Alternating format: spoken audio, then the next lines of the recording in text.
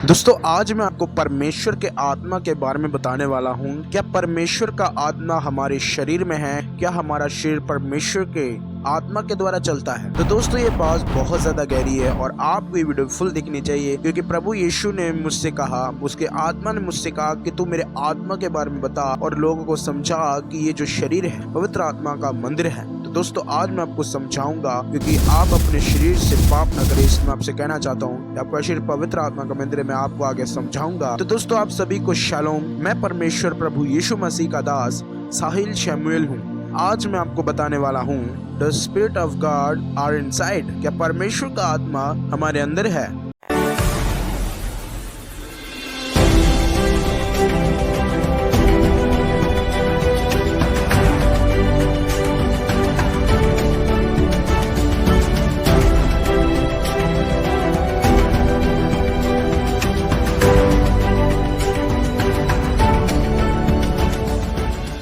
तो दोस्तों ये बहुत ज्यादा गहरी बात है, क्योंकि परमेश्वर का जो आत्मा है वो हमारे अंदर बसता है। क्योंकि अगर आपको नहीं पता है तो मैं आपको बताना चाहता हूँ कि ये जो परमेश्वर का आत्मा है ये हमारे अंदर बसता है। जैसे कि हम उत्पत्ति 2 अध्याय उसका 7 आयत में पढ़ते हैं, तो वहाँ पर लिखा है, तब यहोवा परमेश्वर ने आदम को भूमि की मिट्टी से रचा और उसके नथनों में जीवन का श्वास फूंक दिया और आदम जीवित प्राणी बन गया। तो दोस्तों यहाँ पर ध्यान दीजिए कि परमेश्वर यहोवा ने आदम को बनाया मिट्टी से। तो दोस्तों पहली जो बात है, ये जो हमारा शरीर है वह परमेश्वर ने मिट्टी से बनाया है। और हम देखते कि अगर कोई कारीगर कुछ भी बनाता है मिट्टी से या पत्थर से, तो वो एक पुतला होता है, वो जीवित प्राणी नहीं होता। और वैसे ही जब परमेश्वर ने हमको बनाया, हम एक पुतले थे। जब परमेश्वर की श्वास हमारे अंदर फूकी गई तो हम एक जीवित प्राणी बन गए और हम चल फिर रहे हैं। तो दोस्तों ये बहुत ज्यादा गहरी बात है। और दोस्तों परमेश्वर का आत्मा कैसे हमारे अंदर है?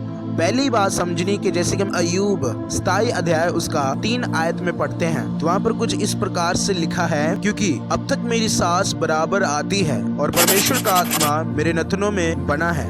जी हाँ दोस्तों, क्या लिखा अय्यूब ने कि अब तक मेरी सांस बराबर आती है और परमेश्वर का आत्मा मेरे नथनों में है। तो ये बात कितनी ज्यादा इंपॉर्टेंट है। जब परमेश्वर ने हमको मिट्टी से बनाया तो उस टाइम हम जो थे कुछ भी नहीं थे, यानी हम परमेश्वर की आत्मा के द्वारा कुछ भी नहीं है। जब आत्मा हमारी सहायता करता है तो हम परमेश्वर का नाम ले पाते हैं। मैंने आपको वीडियो में बताया भी है कि जो हमारा शरीर है वो परमेश्वर की महिमा करता है। वो मैं आपको लिंक डिस्क्रिप्शन में दे दूंगा, आप वहां पर जाकर देख लेना। तो दोस्तों यूं कहा अय्यूब ने, क्योंकि अब तक मेरी सांस बराबर आती है और परमेश्वर का आत्मा मेरे नथनों में बना है। इसका मतलब है कि अगर आपके अंदर परमेश्वर का आत्मा है तो तभी आप कुछ कर पाएंगे। यानी जब भी आप कोई काम करते हैं तो परमेश्वर के आत्मा के सहारे करते हैं, क्योंकि हमने बाइबल में पढ़ा है कि परमेश्वर का मंदिर पवित्र है और वह तुम हो।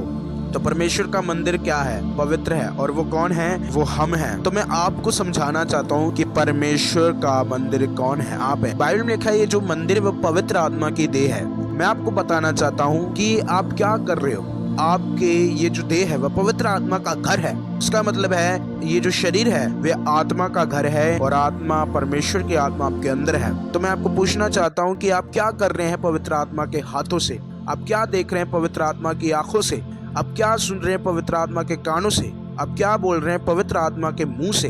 ये जो शरीर है वह पवित्र आत्मा का घर है। इसका मतलब है कि इसमें परमेश्वर की आत्मा का अधिकार है। इस पर आपकी शारीरिक अभिलाषाओं का कोई भी अधिकार नहीं है। इसमें आपके परमेश्वर यहोवा की आत्मा का अधिकार है। यानी आपके अंदर परमेश्वर का आत्मा है और आपको अपना शरीर परमेश्वर को बलिदान करना है, क्योंकि बाइबल में लिखा है कि अपना मन भावता शरीर परमेश्वर को बलिदान कर दो, यही तुम्हारी आत्मिक सेवा है। दोस्तों क्यों शरीर और आत्मा का मेल क्या है? क्योंकि शरीर, हमें बाइबल में लिखा है कि शरीर से कुछ लाभ नहीं है, आत्मा जीवनदायक है।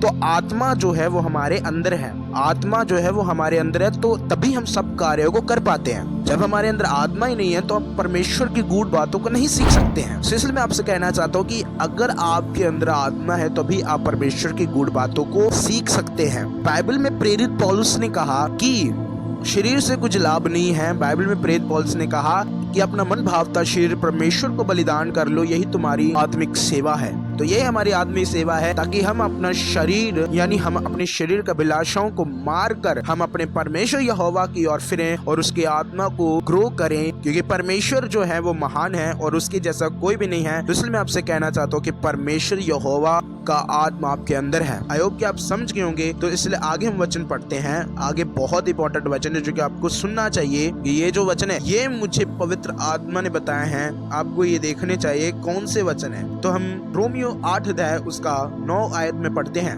तो वहाँ पर क्या लिखा है, परंतु जबकि परमेश्वर का आत्मा तुम में बसता है तो तुम शारीरिक दशा में नहीं परंतु आत्मिक दशा में हो। यदि किसी भी मसीह का आत्मा नहीं तो वे उसका जन नहीं। तो ये कितनी ज्यादा गहरी बात है कि परमेश्वर अपने दास के द्वारा क्या लिखवा रहे हैं। तो यहाँ पर जो संदेश है वो रोमियो की चर्च को जाता है, रोमन्स को जाता है, लेकिन ये जो वर्ड है ये हम के लिए, हम मसीहों के लिए भी है और रोमन्स के लिए भी है। तो यहाँ पर उसका इस प्रकार कहना है, परंतु जबकि परमेश्वर का आत्मा तुम में बसता है। तो यही बात आ चुकी है कि परमेश्वर का जो आत्मा हमारे अंदर है, कितनी इंपॉर्टेंट बात है कि अपनी आत्मा को ग्रो करना है। हमको दिखाना है कि हम उसकी आत्मा से कितना प्यार करते हैं कि हम उसकी आत्मा को नरक में नहीं जाने देंगे, क्योंकि जो नरक है वो बहुत ज्यादा भयानक जगह है और वहां पर कोई भी नहीं रह सकता। और आप देख लो कि कितनी ज्यादा गर्मी पड़ रही है। ये गर्मी कुछ भी नहीं है। इंडिया में तो कितनी ज्यादा गर्मी पड़ रही है, ये गर्मी कुछ भी नहीं है। लेकिन जो असली गर्मी, मैंने गवाही सुनी है लोगों की जो नरक का दर्शन देखा है, प्रभु यीशु मसीह ने उनको दिखाया कि ऐसा नरक है। तो मैं आपसे कहना चाहता हूँ कि बहुत भयानक है। तो परमेश्वर की आत्मा आपके अंदर है, तो प्लीज इसको परमेश्वर के हजूरी में लगाएं, परमेश्वर के साथ अपना टाइम स्पेंड करें। क्यों? क्योंकि परमेश्वर का आत्मा आपके अंदर बसता है। यदि किसी में मसीह का आत्मा नहीं तो वह उसका जन नहीं। तो यहाँ पर साफ साफ लिख दिया गया है, अगर किसी में मसीह का आत्मा नहीं है तो वह परमेश्वर का जन नहीं है। इसलिए अगर आपके अंदर मसीह का आत्मा नहीं है, मसीह का आत्मा क्या? अगर आप कोई भी बुरा काम कर लेते हो, अगर कोई भी आप बुरा काम कर लेते हो तो आपके अंदर अगर मसीह का आत्मा, तो आपको उदासी होगी कि मैंने ये काम क्यों किया, मैंने ये पाप क्यों किया। तो इसलिए अगर आपको ऐसा लगता है, इसका मतलब कि आपके अंदर मसीह का आत्मा बसता है, यीशु मसीह का आत्मा बसता है। तो इसलिए मैं आपसे कहना चाहता हूँ कि ये जो शरीर है वह पवित्र आत्मा का मंदिर है। इसको सिर्फ परमेश्वर की हजूरी के लिए इस्तेमाल करें, परमेश्वर के कामों के लिए इस्तेमाल करें और आत्मिक दशा में रहो। आत्मिक दशा में रहोगे तो परमेश्वर प्रसन्न होंगे और परमेश्वर आपको ब्लेसिंग्स देंगे। कौन सी ब्लेसिंग्स? कौन सी ब्लेसिंग की बात कर रहा हूँ? मैं बात कर रहा हूँ आत्मिक ब्लेसिंग्स की। आपकी स्पिरिचुअल आइज ओपन होंगी, आपके स्पिरिचुअल कान ओपन होंगे। तो इसलिए आपको आत्मिक दशा में रहना बहुत जरूरी है, क्योंकि आपके अंदर परमेश्वर का आत्मा बसता है।